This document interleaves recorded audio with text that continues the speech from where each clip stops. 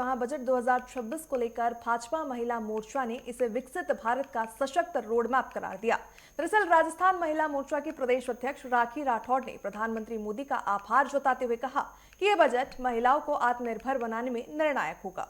उन्होंने विशेष रूप से लखपति दीदी योजना के विमेन बिजनेस में बदलने के फैसले का स्वागत भी किया, जिससे कि महिलाएं अब उद्यमी बन सकेंगी। साथ ही साथ राठौर ने कहा है कि मुख्यमंत्री भजनलाल शर्मा के नेतृत्व में प्रदेश के जिलों में बनने वाले बालिका छात्रावास और सामाजिक सुरक्षा की पहल से राजस्थान की बेटियां नई ऊंचाई को अब छुएगी। ये बजट रोजगार और उद्यमिता को अब नई मजबूती प्रदान करेगी। इस रिपोर्ट में देखिए। केंद्रीय बजट प्रस्तुत किया है। हमारे साथ मौजूद हैं महिला मोर्चा के अध्यक्ष राखी राठौड़, इनसे हम बात करेंगे। मैडम, जिस तरह से बजट आया है इसको लेकर आप महिला भी हैं, प्रदेश अध्यक्ष भी हैं महिला मोर्चा के, कैसे क्या देखते हैं? देखिए, मैं ये समझती हूँ कि कल जो बजट आया है वो एक विकसित और आत्मनिर्भर भारत के लिए एक रोड मैप की तरह रहेगा।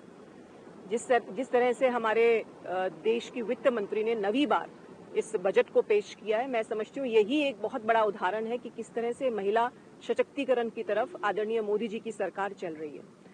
जो अनाउंसमेंट्स कल हुए उसमें मुख्य बात यह है कि वो अनाउंसमेंट्स हमारी अब मोदी कार्यकाल के बाद में महिलाओं के लिए जो अनाउंसमेंट्स होते हैं वो सहानुभूति के आधार पर नहीं होते, हमारे सामर्थ्य के आधार पर होते हैं। और इसीलिए सबसे पहली जो घोषणा मैं मेंशन करना चाहूंगी वो है चैंपियन एमएसएमईज की, जिसमें 10,000 करोड़ की एक प्रोविजन रखा गया है। और मुझे खुशी है ये कहते हुए कि आज एमएसएमईज के अंदर बहुत सारी महिलाएं जो हैं वो एक बहुत इंपॉर्टेंट रोल प्ले कर रही हैं। आज की महिला सिर्फ रोजगार लेने की बात नहीं करती, वो रोजगार देने लायक भी बनी है। शी मार्ट्स के माध्यम से लखपति दीदी, ड्रोन दीदी, ये सभी लोग अपना काम जो है उसको बेहतर स्तर पे कर पाएंगे। हमारे प्रदेश के अंदर आदरणीय मुख्यमंत्री जी ने 1 डिस्ट्रिक्ट 1 प्रोडक्ट के माध्यम से जो महिलाओं को एक नई शक्ति दी है, उसमें शी मार्ट्स बहुत इंपॉर्टेंट रोल प्ले करेंगे। हर जिले के अंदर जो बच्चियों के लिए छात्रावास की एक घोषणा हुई है, मुझे पूरा विश्वास है कि ये योजना शिक्षा के क्षेत्र में छात्राओं को और बेहतर करने का एक अवसर देगी। और ओवरऑल अगर आप देखें तो यातायात के लिए, युवाओं के लिए, मेडिकल के लिए, एजुकेशन के लिए हर क्षेत्र को इन्होंने लिया है। कैसे हमारा देश जो है वो विकसित भारत बने 2047 तक, इसका पूरा रोड मैप इस बजट में है। बात की जाए लखपति दीदी की, जो कहीं ना कहीं बिजनेस वुमेन बनाने के लिए एक सराहनीय जो बजट में आया है, मुख्यमंत्री भी इसकी काफी सराहना कर चुके हैं, इसको लेकर क्या कहेंगे? देखिए, लखपति दीदी से महिलाएं आर्थिक रूप से सुदृढ़ हुई हैं। हमारे प्रदेश में 19 लाख महिलाओं ने लखपति दीदी बनने के लिए प्रशिक्षण लिया है। और मुझे खुशी है ये कहते हुए कि 12 लाख से ऊपर महिलाएं आज लखपति दीदी बन चुकी हैं। आदरणीय मुख्यमंत्री जी ने आने के साथ ही ये धैर्य रखा था कि महिलाओं को कैसे आर्थिक तौर पे हम सुदृढ़ करें। और मुझे आज के आपके माध्यम से मैं मुख्यमंत्री जी को भी धन्यवाद देना चाहूंगी कि महिला सुरक्षा के लिए जो उन्होंने अभूतपूर्व कार्य किया, मैं लखपति दीदी को भी एक अलग नजरिए से महिला सुरक्षा के साथ ही जोड़ती हूँ। अब एक सवाल है कि जिस तरह से कहा कि प्रत्येक जिले में हॉस्टल्स खोले जाएंगे वुमेन्स को लेकर, शिक्षा और सुरक्षा कहीं ना कहीं दोनों इसमें पहलू दिख रहे हैं, तो इसको लेकर भी कुछ आप कहेंगे? देखिए, बच्चियों में ये समस्या अभी भी आती है कि छोटे जगहों पर, जिलों में बच्चे बाहर जाकर कहाँ रहेंगी।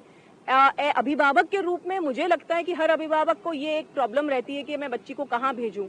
और अगर सरकार की तरफ से कोई छात्रावास खोल दिया जाएगा तो अभिभावक भी इनकरेज होंगे कि अपनी बच्ची को आगे ले जाकर के और वो शिक्षित करें। और मैं ये समझती हूँ कि शिक्षित होने से, जैसे मैंने कहा, इसके बहुत लेवल पर बेनिफिट्स हैं। ना केवल वो आगे चल के खुद के परिवार के लिए अच्छा करेगी, वो समाज में कुछ देने योग्य भी बनेगी। तो ये छात्रावास का अनाउंसमेंट भी बहुत अच्छा अनाउंसमेंट है।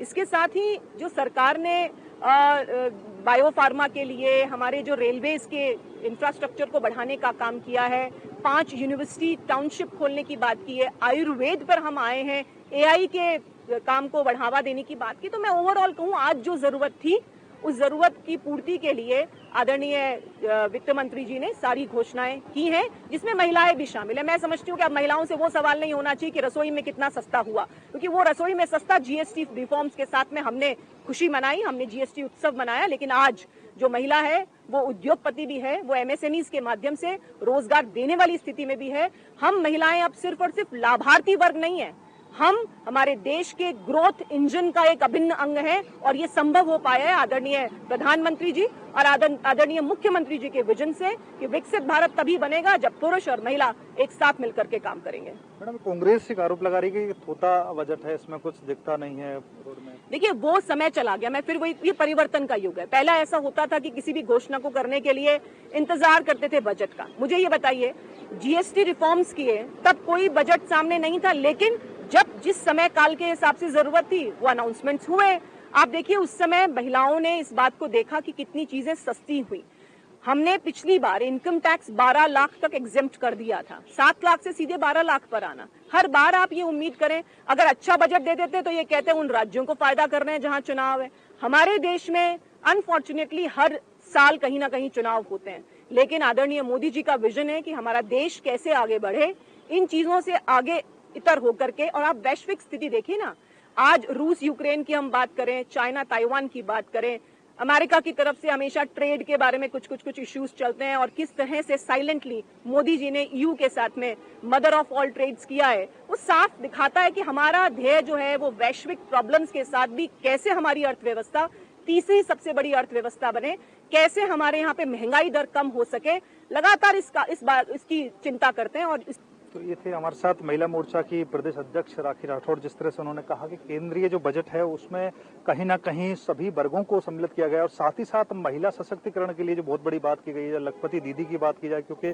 जिस तरह से वुमेन बिजनेस बनाने को लेकर कहीं ना कहीं इस बजट में महिलाओं को सशक्त बनाने के लिए, साथ ही साथ प्रदेश के पूरे देश में हर जिले में जो बालिकाएं जो छात्रावास खोले जाएंगे उसको लेकर कहीं ना कहीं शिक्षा और सामाजिक सुरक्षा की इसमें बात की गई है। मैं कैमरामैन श्याम के साथ लोकेश चौधरी, नेटवर्क 10, जयपुर से।